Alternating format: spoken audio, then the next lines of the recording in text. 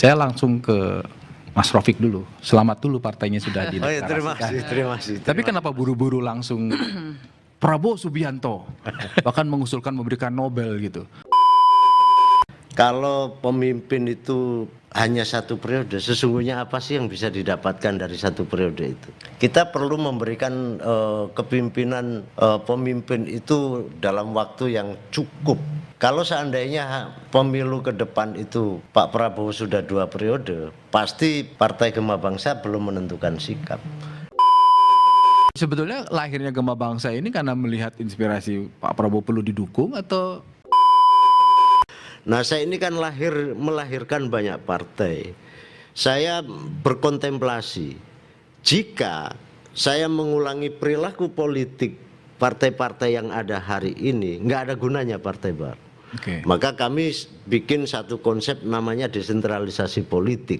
Oke. Selama ini seluruh kebijakan politik itu sifatnya top down. Oleh Partai Gema Bangsa, kami kembalikan semua ke bawah. Sudah waktunya nih, negara yang begini besar itu melahirkan tokoh-tokoh besar di daerah masing-masing. Yang tidak titipan, yang bukan karena keluarga si A atau si B. Nah, dengan desentralisasi itu mereka punya otoritas penuh. Cara itu saya Bang Rofik, harus saya katakan, apa yang menarik dari Partai Gema?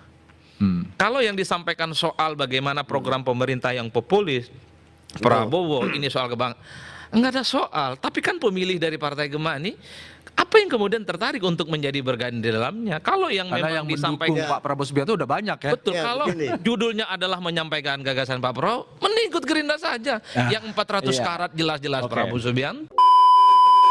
Seluruh partai, mungkin saya nggak tahu partainya Pak Sarif, satu-satunya partai Gema Bangsa lah yang melakukan proses desentralisasi itu. Saya sebagai aktivis politik ya, dan sebagai politisi, kalau hanya sekedar mencari kekuasaan, pasti saya tidak bikin partai. Mas Rofik, yakinkan kita bahwa kehadiran Partai Gema Bangsa bukan orderan dari kekuasaan, tapi memang lahir organik dari keprihatinan. Satu hal yang pasti bahwa ujung tombak Partai Gema Bangsa itu adalah para elit politisi-politisi di daerah. Jadi mahkota politiknya Gema Bangsa itu adalah desentralisasi politik. Dan partai ini lahir, terbentuk itu karena desentralisasi politik, bukan akan seperti yang disampaikan oleh kawan Syahrin tadi.